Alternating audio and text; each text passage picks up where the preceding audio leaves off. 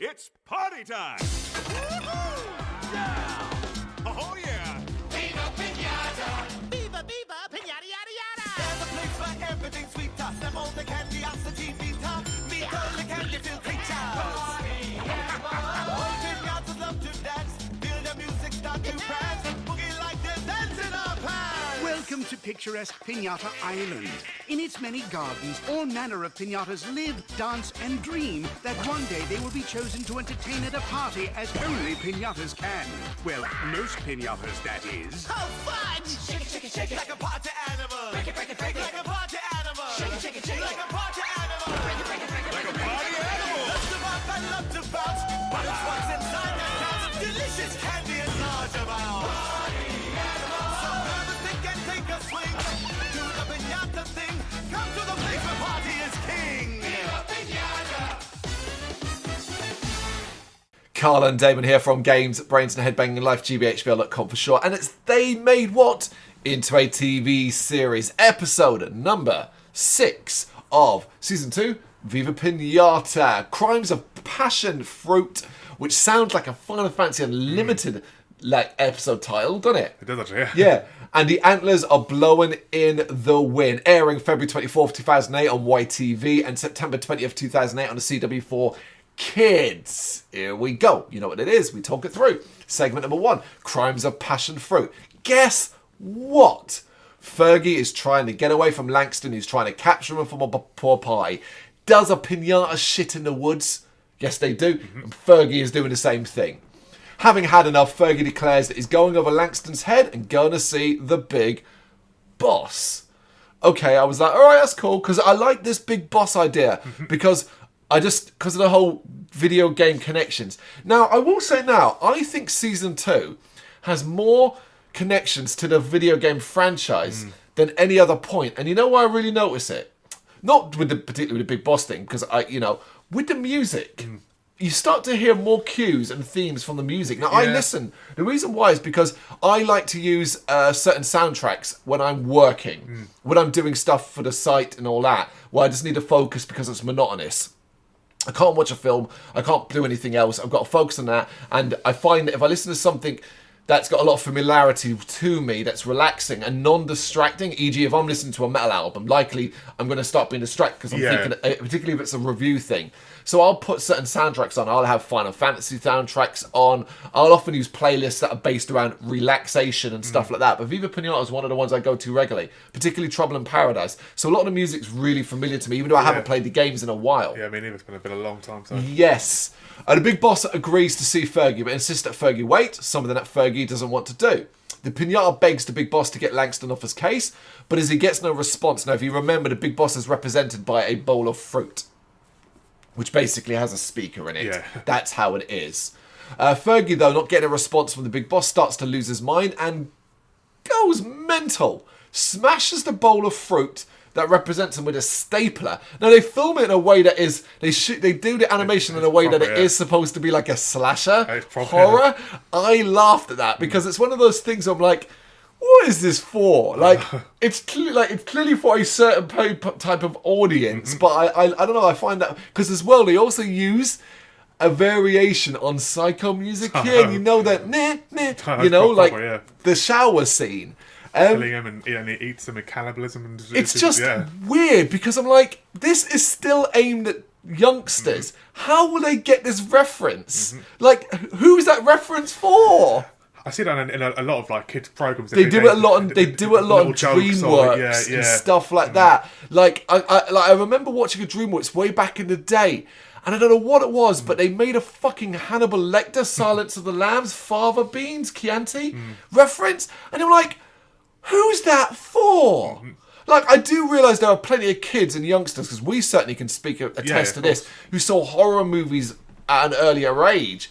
But there are plenty that haven't. So who's that for? I just picture an adult sitting on a couch with their 10, 11-year-old with this in the background, and they're just whatever, I don't know, doing a crossword puzzle or half asleep or whatever. And then they just hear that, and they're like, huh? What are you watching? Yeah, like half asleep and think they accidentally put a horror movie on. Anyway, getting his senses back, Fergie realises what he did and goes into Gollum split personality mode here. And alright, I was like, this might be a good segment. Because that's what I thought, and what I mean by do that, they even do the Lord of the Rings camera angle switch to kind of like, you know, basically, so what should he do? Should he just, you know, like that kind of thing? And he ends up trying to hide the evidence by eating the fruit. He also makes a new fruit bowl, but before he can leave, Langston arrives. Fergie, hiding under the desk, pretends to be the big boss and sends Langston away on a vacation, insisting he leave Fergie alone. It seems to work, but Fergie ate the speaker without realising, and the big boss starts to speak, which freaks Fergie out. Fergie races across the island, convinced basically that he has the spirit of the big boss inside him. This is a good segment. Yeah. He comes up with a plan and goes to see the great Bomboon. And I was like, oh, it's been a while. Yeah, it has been a while, yeah. And sometimes the Bomboon's antics can be the best. Yeah. And I actually like Big Bomboon in this, the great Bomboon in this series. Because what they kind of did was each one, say episode, because there's more to come, they basically change him up as to what he is. Because where in the first season he was just this omnipotent faker, but he was doing the same role. And this is basically a constant charlatan. Yeah. And I like that.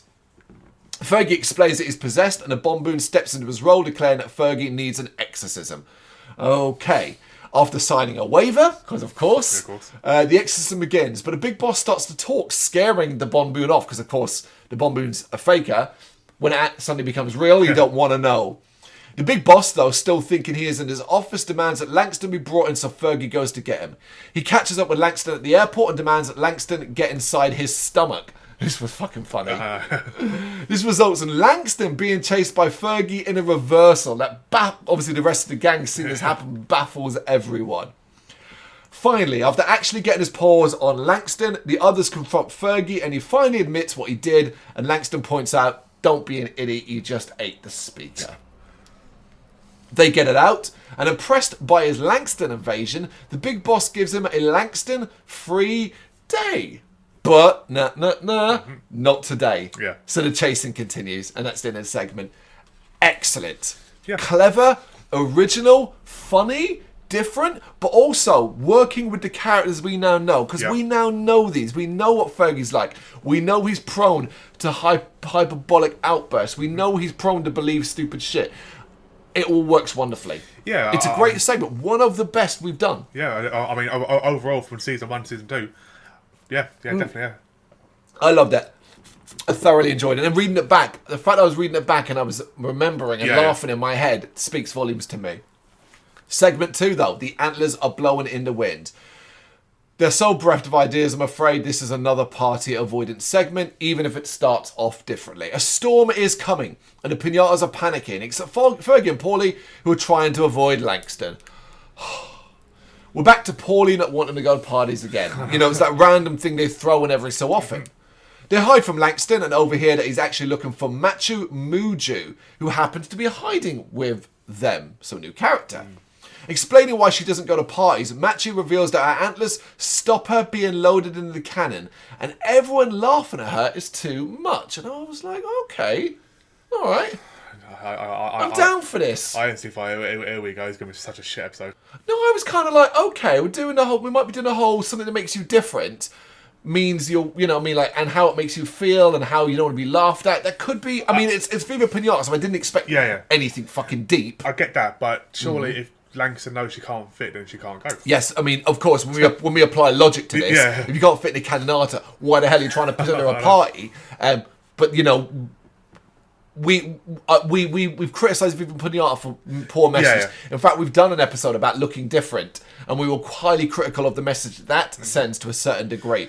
So I was kind of hoping we'd get something here. If I'm Fergie, I would say to Langston, why don't you go to a party? I never see you go. So you're a pinata too. Why don't you go? What? Because you're the boss. You think you're exempt?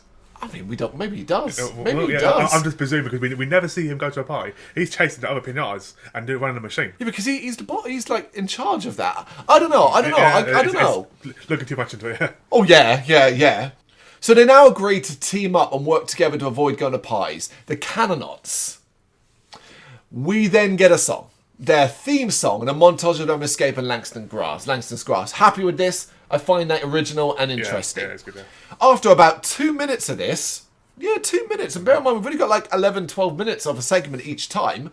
They continue to hide from Langston and realise that Machu Muju is causing them to be hunted by Langston even more. So Paulie and Fergie agree to stop working with her and run off with her in pursuit. And I was like, oh, nice, guys. Nice. Yep, indeed. The storm is beginning to hit, and it might be even worse than anyone expected. Paulie and Fergie race across the island, refusing to change their mind until they realise that Machu's antlers act like an antenna, and they can hear Pinata Central through them. They also realise they can transmit and use that to send Langston to another part of the island. They now invite Machu back into their group, but she is suspicious and demands that they promised that the pledge is forever. Weird shit going on. Yep. Hudson is blasted to a party, but the storm puts him off target and Pecky is forced to rescue him. But struck by lightning, Pecky loses his antenna. Paulie and Fergie realise that without it, he won't be able to find the safety signal for him to land or something or another. Yeah. Machu comes up with the idea of climbing Pinata Central and using her antlers as a signal. It works, and the storm dissipates, but before they can celebrate, Langston grabs them.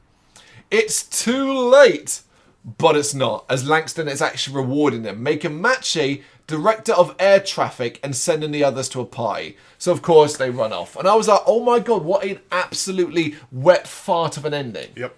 Like, it was okay up to that point, and I was enjoying it, but truth be told, I completely got it wrong from the start. It wasn't about anything else.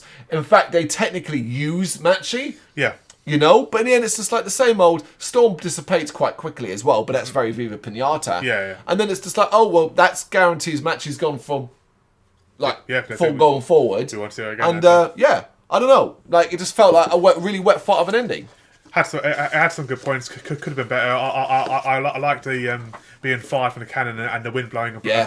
I thought that could have been a bit better. Maybe he misses and smashes on the floor, something like that, But how would that have been better than what they did? He misses and smashes on the floor. would have just been like entertaining. Like he says a catchphrase like or yeah, but then what the hell is the rest of the episode? I'm flying with the wind or something. Like, gone with the wind. Your writing of the episode is worse than what they wrote. I'm glad they didn't do that, because then what the hell is the rest of the episode? Anyway, that is episode 6 from season 2. Crimes of Passion Fruit, a very good segment, and the antlers are blowing in the wind. The same old, same old. You got any thoughts? You know what to do? Let us know in the comments. Thank you very much for watching.